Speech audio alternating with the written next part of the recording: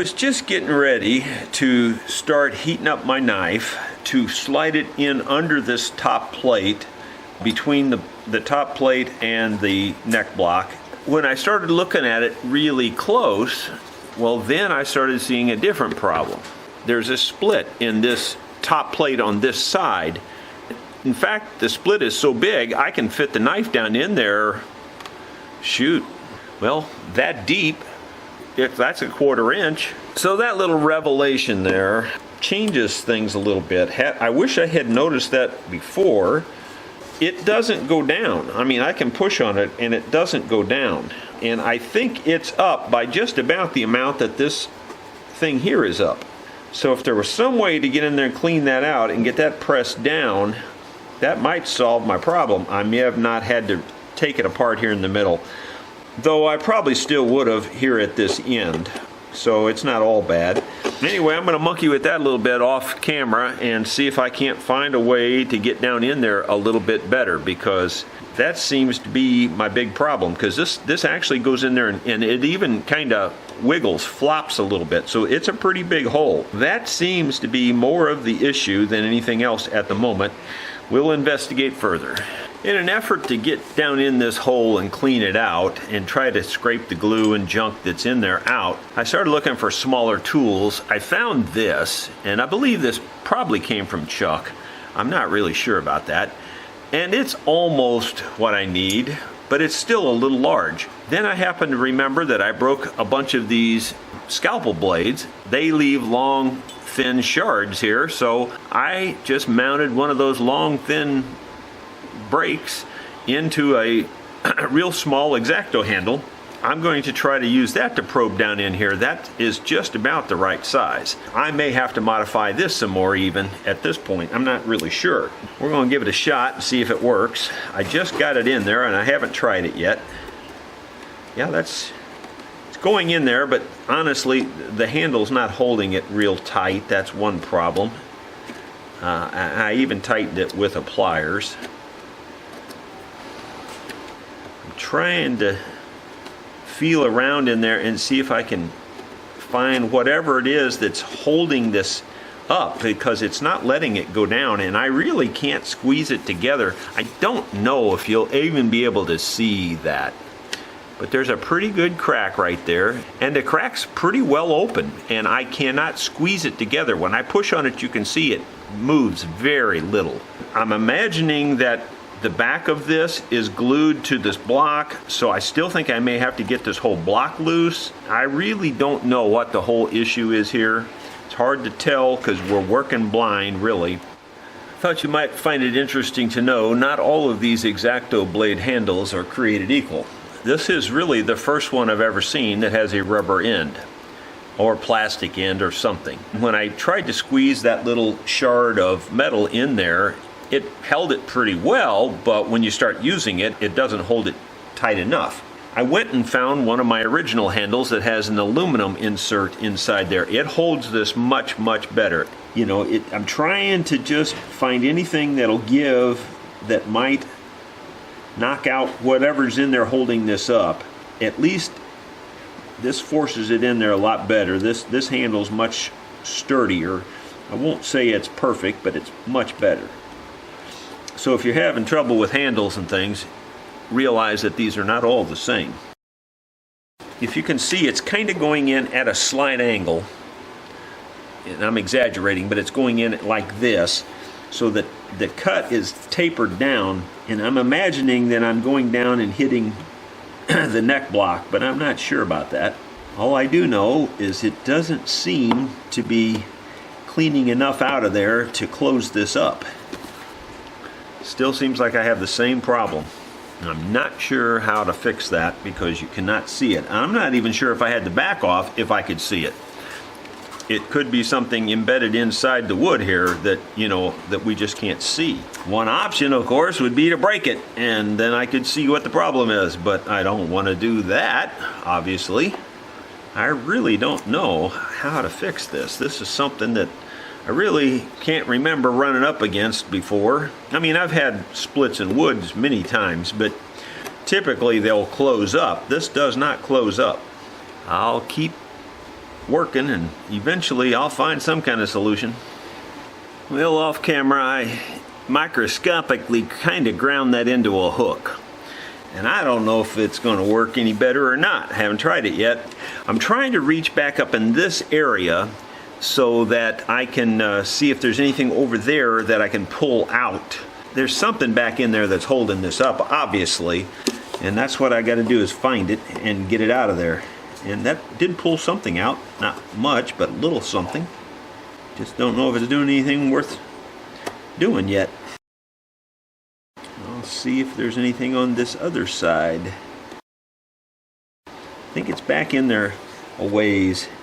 I'm just afraid I'm going to end up cracking this whole thing, and I don't want to do that. I would like to keep it intact. There, we're starting to dig some stuff out of there. Microscopic stuff, but it's coming out. I don't see much more flexibility though, unfortunately. It would be nice if this tool was a little longer. I don't think I can get much more length out of it, unfortunately. And it's hard to find something that's really this stiff, that's this skinny and this long. It's not a, a combination that you're going to find in nature, let's say it that way.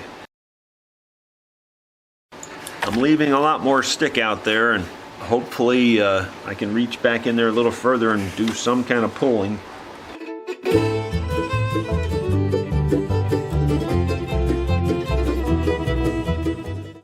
It's cleaning it out, but it's still not getting to the point that's being held up. That's the problem.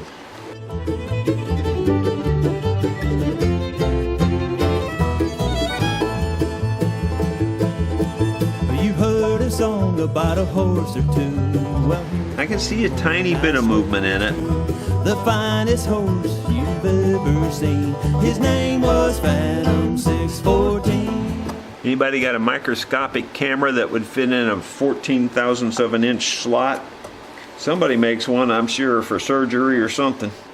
And if you're not following what's going on here, this top plate is split. In other words, it's like it's two layers. And there's, and I'm in between the two layers, trying to figure out what's keeping the two layers apart. It shouldn't be two layers, it's just that somehow or another this top got cracked, and when it got cracked, it didn't get glued back together properly when this back was glued back to the neck block. I'm assuming there's probably some kind of crud in there or glue in there that's holding it apart, and I cannot get it to go back together. And some of you are screaming at the camera, just take the back off. Well, yeah, but that creates all kinds of problems. Finish problems, cracks, breaks. You just don't know what you're going to get into when you start taking the back off. You try to avoid that with all your might. I'm going to have to drop back 5 and punt again. A proud young stallion with head held high, his coat like satin under candlelight, his mane and tail, oh how they sheen. His name was Phantom 614.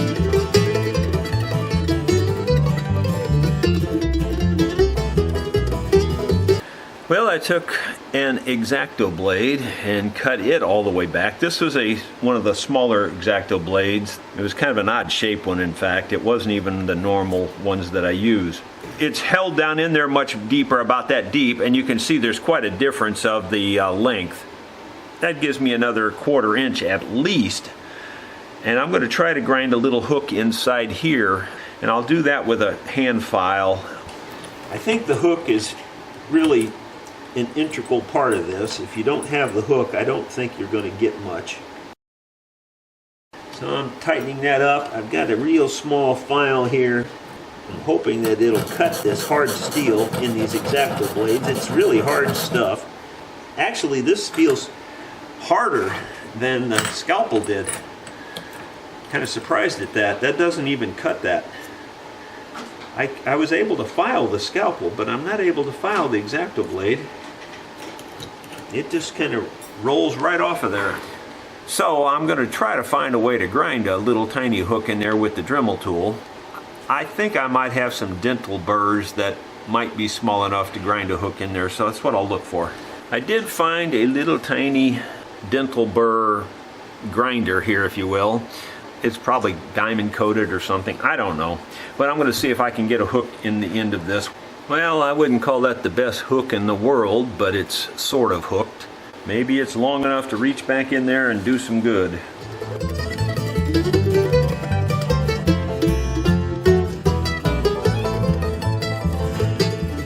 Still not a lot of success.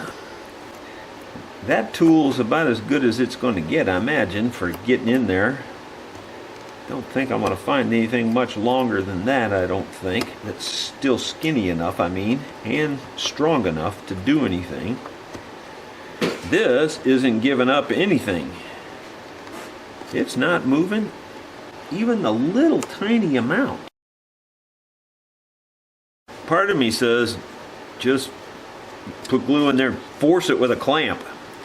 But I'm pretty sure something's going to break if I do that. There is a definite huge hole. As you can see, this is, fairly long. It's probably close to 3/4 of an inch long. And I can get it in there, I can get it in there all the way, as you can see. And yet, it's still not at all flexible. Maybe it's still glued right here and it's not letting it flex. So I'm going to do some work off camera here and just keep cleaning this out. Maybe if I get this broke loose here, this will flex. I'm out of options. I don't really know what else to try. That's my next step. Well, I'm back under the microscope to work on this. This is just not cooperating at all.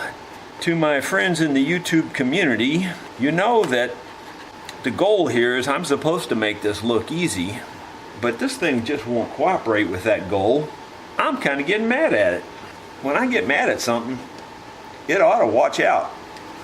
Okay, my friends, I have officially declared off camera to Caleb that I am out of patience and that I am going to get this thing absolutely apart here in a matter of about 2 minutes. I am tired of dealing with this thing. I have tried every delicate way I know how to try to fix this. I have sharpened up this tool to absolute razor sharpness on the end, and I've got it heated up here to about 420 degrees, I imagine, with my little side bending or with my little fretboard removal tool. It's hot, I know that. This baby is going in there and something's going to give. I'm tired of dealing with it. I'm going to do it as easy as I can, but it is going to come apart now. I already hear it popping, so it's coming. Something's going to give here because I'm tired of dealing with it. You can only go so far with this kind of thing, and then you just have to make it happen. Okay, it's loose now. This whole end is loose on the block. So you can see there, I'm loose on the block. Yet, it still will not go down. Not even the tiniest amount. I'm pushing for all I'm worth and it's not moving. So that's not the issue either, that it's stuck somehow on the block. I'm also going to get the rest of it loose here on this side, and it's loose. So now the whole end is loose on the block. Okay, so that worked. It's apart. It's loose. I don't know that I'm still through this crack yet. I think that's still an issue. But it won't be much longer because I'm going to get through there now. I'm going to heat up this scalpel blade. I'm going to find my way down through there. Uh-oh. I got to be careful with those scalpel blades. They can create problems when you push on them, that's for sure. They're not quite like the Exacto blades. Well, I'm down through there too, and it's still not giving. So it's got to be something back up in here in between the layers. And how you get that out, I have no idea. I mean, when something's back in between something like this and you can't see it, you don't know what you're trying to get out. Whatever it is, it's pretty stout and it ain't moving. The only other option I can come up with at this moment, and it's not a pretty option, is to take the whole back off, which I don't really want to do, and break it open from the inside and fix it from the inside so that it doesn't show up out here. At this point in time, that may be what I have to do. But you know what? It's lunchtime. I'm going to do some thinking on it. And maybe I'll just hit on a solution up there with my Einstein thought experiments. Well, I went to lunch, and unfortunately, my Einstein thought experiments didn't produce much. So I just came back here with True Grit instead, inspired by John Wayne instead of Einstein. And I just manhandled it until I felt like I got it working here. I've gotten this way back inside here and cleaned it out. I can press it down now, and now I can look at it and feel it, and it's smooth across there. You can probably see that the end is now closing up a little bit when I press on it. And so if I get glue in there now and get it clamped well, get glue down in here, get it all clamped well, I think it'll be fine because it's perfectly smooth across there that way. And then once I get that stabilized and clamped, then I can work on cleaning all this up and making it look better. So that's where I'm headed next, I believe. I've already inserted the knife, the thin blade in here a few times, just trying to wipe out any glue or any kind of stuff that would be in the joint. And everything feels pretty clean. I've done it about as well as I can. I think it's time to re-glue it and get it clamped really well. So here we go. Well, I went and found some wedges, some little tiny wedges here, and cleaned them up. I've got it kind of poked open so that I can get glue in places. I guess the first place I'll try getting the glue is back in the normal joint. And then I'll just take the thin blade, work it down in there. Pretty sure I've got it down in there pretty well. To clamp in a different spot, try to get the glue down in where the wedge was there. I'll move the wedge out of the way. And I'm pretty sure that's fine. Now we'll pull those two wedges out. Just use the glue kind of like a pressure vessel here and squeeze the glue down in this deep crack. And then I'll use this flat blade to try to get it down in there further. I might go get my air and try to force it in there with some air too.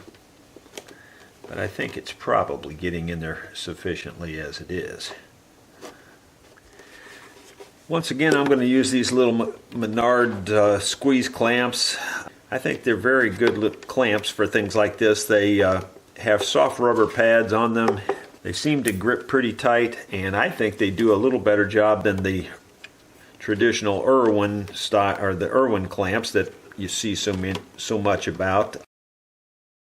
I think I've got it clamped pretty well. In terms of feel, it feels fairly smooth across there now. I'd be lying if I didn't say I couldn't feel it at all. Part of that's just the crack I made there. I had to actually make a crack, and I don't think it's higher than the other one though. I think it's all at one level. Now there's quite a bit of glue squeeze out there, so I'm going to clean that up here with a damp paintbrush. I take the paintbrush, get the water on it, and then dry the paintbrush off on a dry towel, and then use that to wipe up the glue in these little tight spaces. Does a real good job, a very detailed job that way. Now this clamp is a good clamp, but I don't think it puts all the pressure on there that I want. A regular screw clamp will put a little more pressure on there. I don't know though, I'm debating on whether I want to change it or not, but I think I will, because these clamps, while they're really good, they don't put the same kind of pressure on and hold it as constant as a regular screw clamp. So I think I'm going to switch this middle one for a regular clamp.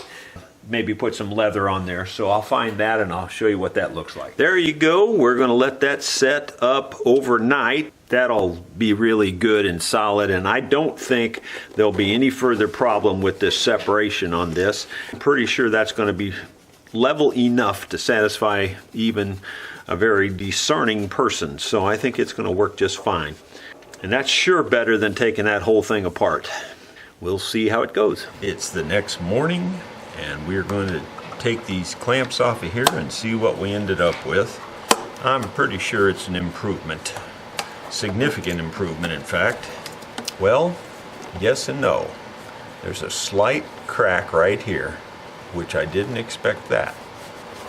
I don't really see that as being a huge problem.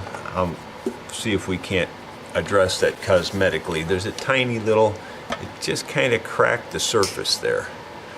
Didn't really break, but otherwise it's pretty smooth across there now. You know, to me that's a better option than taking the whole thing apart, and works within his budget and in addition. So I think we're pretty good there. Next thing we're going to work on is the neck angle and the neck pocket, and make sure that we get the new fingerboard set at the right angle. I looked in my parts bin, and here's a new fingerboard I had in stock. It is super, super, super heavy. It's really thick. I mean, it's just gigantically thick. I have seen people actually put them on this way. That is not the right way. You need to thin these way down. I'm not quite sure why they bother making them this big. I mean, this is way overkill. Like almost twice as much material in that as they need. But anyway, it is what it is. We have to cut that way down. I am not joking when I tell you that this here weighs almost as much as this. I don't have a scale handy, or I would weigh it. You know, I'm sure this is a little heavier, but not a whole lot heavier. This is really heavy. Yeah, it's going to be fun getting that all cut down. I'm going to first start by trying to determine the angle here. Just eyeball it at the moment. It's a little tricky because it's hard to hold. I'm always needing a ruler that measures right to the end. Most rulers these days seem like they've got a 1/4 inch or, you know, 1/8 inch or something before they start measuring, which is more accurate actually. Often you need to measure right off the end. This one did the same thing, but I just ground it back right to the 0 mark. It's a cheap plastic ruler, so no big deal. But that will give me the advantage of checking the height a little bit better, a little bit easier. To save me a little bit of a hassle, I'm going to go ahead and clamp this to this if I can, if it will allow me to do that. Then I will lay this in here. It's one less hand I need that way. And right now it's very high. It's a full inch or more right at the moment. We're just going to start by just thinning the whole thing down flat.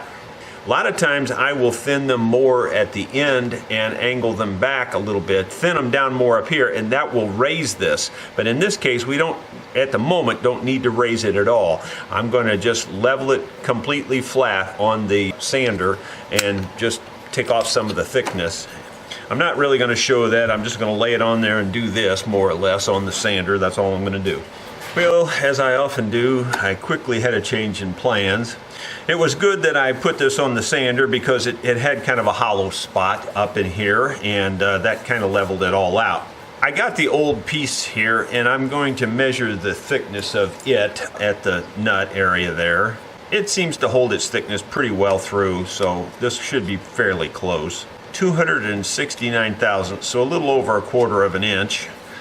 Presently, this is really thick. This is 453, almost twice as thick. So what I'm going to try to do here is set this to about, I'll set this to about 300 thousandths to be conservative. I'll try to draw a line on here, what I want to leave, and then I'm going to go over to the bandsaw, and I'm just going to saw off that waist. I don't know if that little fine line that I scratched in there will show, but I'm going to saw that much from there down off and just leave this top section as the good part. So here we go. Okay, we're at the bandsaw, got the fingerboard here. I've set this all up real well. I've double checked it and made sure that my line is still going to again, I'm cutting it conservatively, I guess is the best way to say it, or at least I believe I am. So here we go.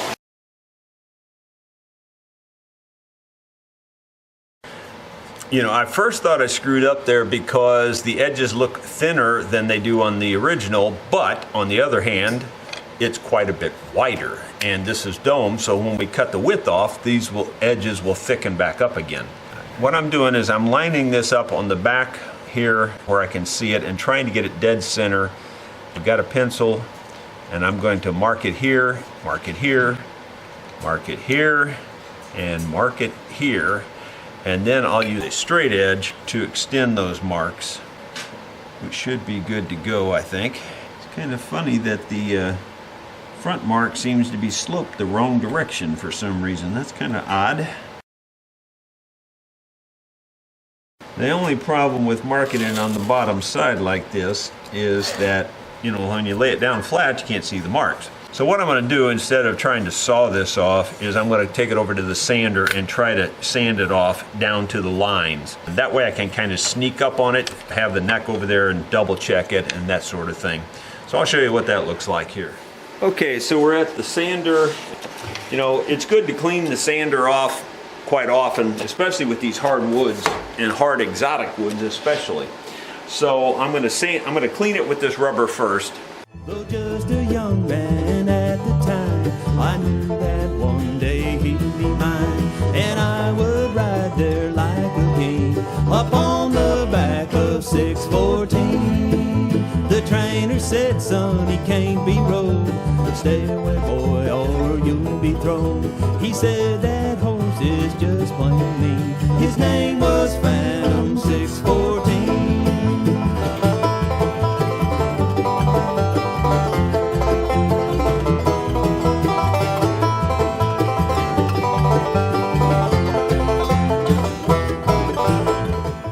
Well, that went just about as perfect as it could go, I believe.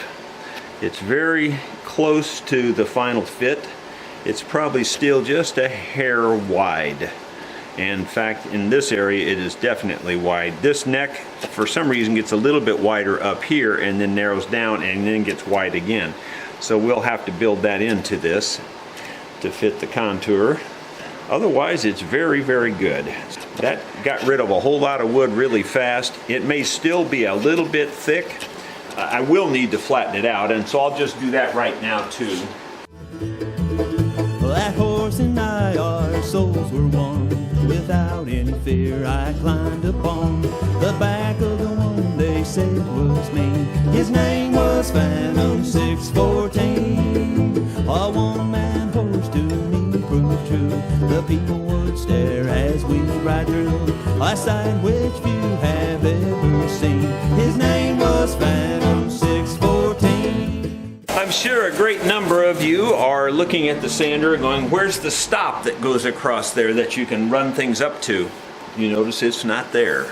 I make no apologies. You know, this is dangerous, don't get me wrong. You can let this go and it can take off, and that stop would avoid that. Like my mama always said, if it hurts when you do that, don't do that. So I don't do that. The next thing I like to do is see how they have hollowed this out. Well, that's to lighten this whole thing up. It's still thick and clunky back here. What I do is I draw a line about where the back end of the neck will be, and I extend this hollow, you know, and I widen the hollow and I thin out this area. This is all to reduce the weight and to make it more delicate. You can do that with finger planes, and often I do. In a recent sharpening video, I sharpened this plane, and I don't think I've used it since I sharpened it. It should cut this hard ebony very well, except that I don't have it tight enough and the blade just moved up. So let me set the blade depth there. And this wheel is so old on this, it's kind of wore out. I always take the little pliers and tighten it up a little bit with that. That should work. I might have it a little too deep now. Having it too deep just cuts much faster, and if the blade is really sharp, even on hard ebony, it just cuts right through it. Ebony is one of the hardest woods there is, so if it'll cut this, it'll cut just about anything.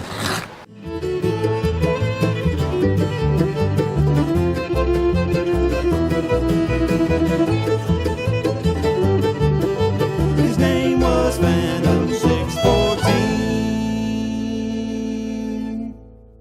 And as always, ways, the wood always wants to be carved the opposite direction of the way I want to carve it. You have to go with the grain. If you're going against the grain, you're just fighting a losing battle. Mother Nature will win pretty much every time. Find a way to carve it the way the wood wants to be carved. And I could just take a grinder to this just as easily, but honestly, this is probably faster. Again, I'm going to fight it a little bit here going against the grain. I just kind of want to set the end here.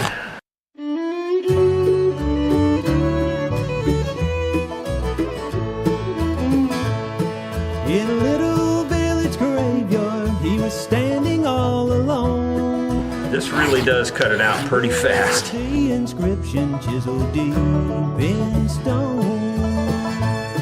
He fought back the tears as he read every line. It's getting quite a bit thinner. I think I could still go quite a bit more. You know, you want to get rid of the weight.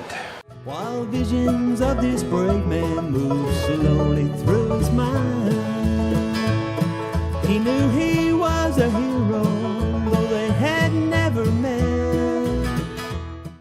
Now I'm fighting it both ways. As I'm going up, I'm going into the grain again too. I'm going to have to go down this way just a very short distance to go with the grain again. I just can't go very far this way because then I'm running into the grain the other way. You just have to learn how to tell that as you use a finger plane. And you can tell it because it starts chattering. Up to this point I can go this way, up about here, and then it starts chattering as I go up again. You just kind of have to find the happy medium and work the best way the wood wants to be worked. Just about done. I'm suffering for you guys so you can see how you should do this. I don't know where this little nick came from. I didn't do that. I didn't do it with the saw. I didn't do it with the sander. I'd say it's some sort of a defect in the wood or something. It's just in that one little spot. I don't know where that came from. I'm 99% sure I didn't cause that. Now that I see it, it's got to be a defect in the wood because here's another hole right back here. So there must be some kind of a hole going this way. I don't know if you can see it or not, but there's a little hole right there too. So there is some kind of a little defect going through this piece of wood. And that's not good. And this is not uncommon, this back area to be a little thinner than this area here. So I'm going to go ahead and take that down, mostly because of that defect. You know, I'll just slow taper it and you won't notice it. He had learned of his heroic deeds from all the other vets. They told of his courage, honor and iron will. Here's another little flaw in the wood right here. You know, Mother Nature is Mother Nature, and there's flaws in the natural products like this, so it just is what it is. Fortunately, there's none showing through on the top at this point in time, although I might be able to see where one will happen if I do very much up here. It looks like right about there, there's kind of a curl in the wood. So there will be one show up there if I'm not careful. Hope we don't have that happen. Okay, I think that's pretty close to done. I wouldn't call it finished, but it's, you know, we're really in the ballpark. Lightened it up a whole lot. Now let's just see where we're at in terms of the height. I tried to shoot for around 7/8 of an inch. And boy, we're right on the money there. Now just about exactly 7/8 of an inch right at the moment. So you can see there how much lighter and delicate it looks compared to that big clunky thing that looked about like a 2x4. So that's really good. I think I'm going to call that good enough. Now I'm going to smooth this out with some sandpaper and maybe a file or two on these edges here where the little defect was, to try to, you know, to just flare it out where you just don't see that. I cleaned up the defects a little bit off camera there, and I even went back to the sander and I actually sanded this kind of up a little bit just to try to blend that defect out of there. I'm going to use some sandpaper on these edges here and round them off and smooth them off. Sand this inside here, even though no one really sees it. I like to have it nice. I don't like to have it look rough and unfinished. The only thing could stop him were those big guns on the hill. I mean, you might need to scrape it, but I didn't even scrape this. I think it should sand fairly easily. If I need to smooth it a little bit more, I could always scrape it. Many young men died on that fateful day. You can probably see the little blemishes in there, and those are all that defect area, you know, where the wood just grew different or whatever, you know, limbs or whatever the case might be. Probably gonna round this off a little bit too. I see that a lot. I see them where they're actually beveled off. I think I'll do that a little bit on this one too. It's a little bit clunky looking right now. And in this case, I think I'll just use the round end of this file.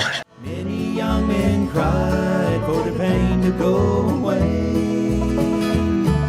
Our world is a better place for the sacrifice they gave. It's looking nice. You know, it's getting more delicate looking. Really what you're going for is just to make it look light. That's why on June the 7th, his son visits his grave.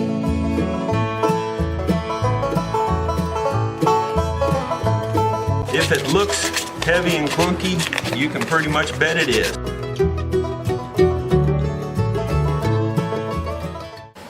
That's looking nice and thin and trim now. Needs a little bit more fitting, but I probably do that final fitting after I get it glued in place. I'm going to do some more sanity checks off camera just to make sure everything looks like it's going to line up really well, and then I'll show you what my next step is. It's cleaning up real easily, and I'm using a fresh single edge razor blade to scrape all of the old hide glue and ebony off of this to get it nice and flat and level.